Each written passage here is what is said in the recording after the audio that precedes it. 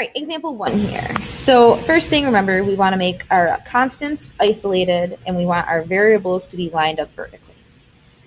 So I've got 5x, 2x, the y equals 10 and minus 43. So this is a very easy fix here. I can make this constant isolated by adding that 43 to both sides.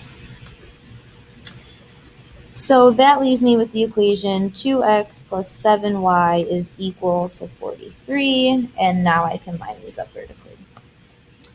So 5x minus 2y is equal to 10, and 2x plus 7y is equal to 43. Notice how those are lined up. My x's are on top of each other, my y's are on top of each other, my constants are on top of each other. And most importantly, the equal signs are on top of each other as well. So we want to use multiplication to get additive inverses. So here, unlike in our first example, we didn't have those additive inverses or those opposites already set up for us. So we need to do some multiplication that gets them set up for us. So if you look here, we already have one positive and one negative. So we could cancel the y's this time. Negative 2 and 7, 2 and 7, that's 14 in common. So we would need to multiply this top equation by 7 to turn that into a negative 14. And our bottom equation would need to get multiplied by 2 to turn that 7y into a positive 14y. Because remember, we want opposite signs, and the top one's negative already. You could also multiply by 5 and 2 to cancel out the x's instead, but one of them would have to be negative. So anywho, let's get these new equations. So remember, it's absolutely essential that you multiply that 7 by all 3 pieces, and that 2 by all 3 pieces in that equation.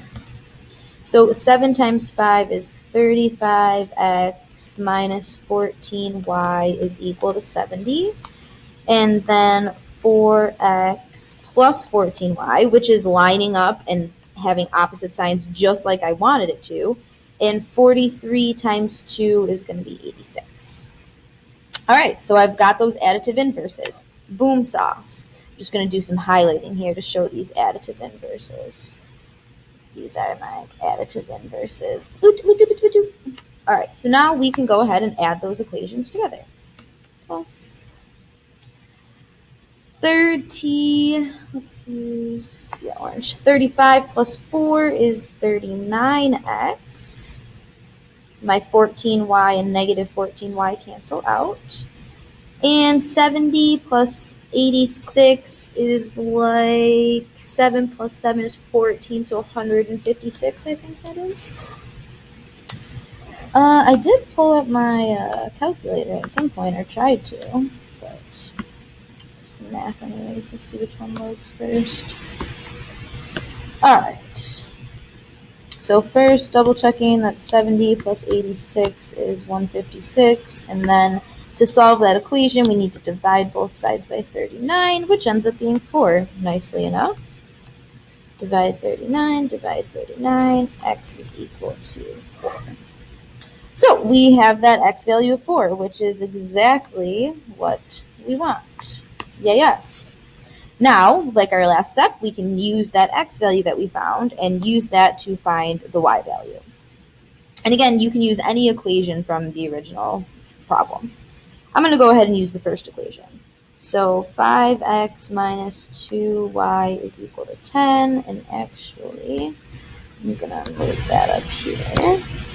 And I have an x value, so I'm starting off with those parentheses because we don't want to make mistakes. 5 times 4 is 20, minus 2y is equal to 10, minus 20 to both sides because it's positive over there. Negative 2y is equal to negative 10, divided by negative 2, and you're left with y equals 5. So again, last step there, make sure you write your final answer as a coordinate point.